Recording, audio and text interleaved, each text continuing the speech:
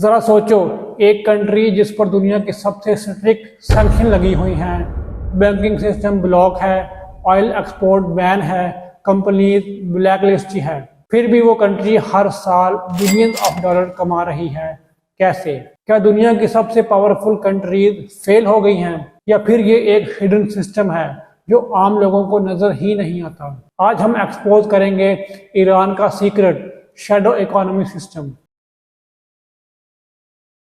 अस्सलाम वालेकुम दोस्तों, आज की वीडियो में हम बात करेंगे एक ऐसे सिस्टम की जो इतना कॉम्प्लेक्स है कि इसे समझना मतलब एक स्पाई थ्रिलर मूवी देखना। ईरान, जिस पर सैंक्शन लगे हैं by United States, European Union और इंटरनेशनल बॉडीज, फिर भी सरवाइव कर रहा है।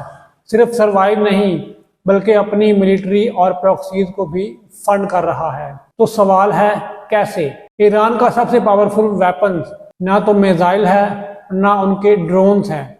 उनका पावरफुल वेपन है उनका ऑयल।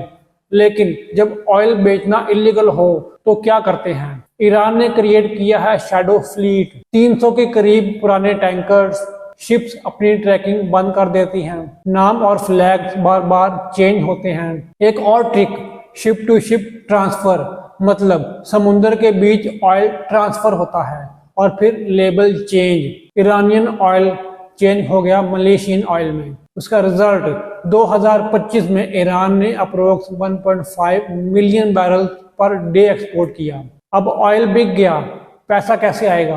क्योंकि स्विफ्ट सिस्टम से ईरान बैन है। सॉल्यूशन है shadow banking network, front companies in Dubai, accounts in Hong Kong and Malaysia, हवाला सिस्टम। मिसाल के तौर पर चाइना डायरेक्टली पैसा नहीं देता, इंस्टेड रोड्स बना देता है, एयरपोर्ट्स बना देता है और इंफ्रास्ट्रक्चर डेवलप करता है। मतलब कैश के बिना भी डील कंप्लीट। आज के टाइम का सबसे मॉडर्न हैक है क्रिप्टो करेंसी। तो ईरान क्या करता है? Bitcoin mining using cheap electricity, crypto से इंपोर्ट्स पे करता है, प्रॉक्सीज को फंडिंग देता है। रिपोर्ट्स के मुताबिक बिलियन ऑफ डॉलर्स क्रिप्टो के थ्रू मूव हो चुके हैं। यह सिस्टम बाईपास करता है traditional banks plus sanctions. Iran openly missile parts नहीं खरीद सकता, तो क्या करता है?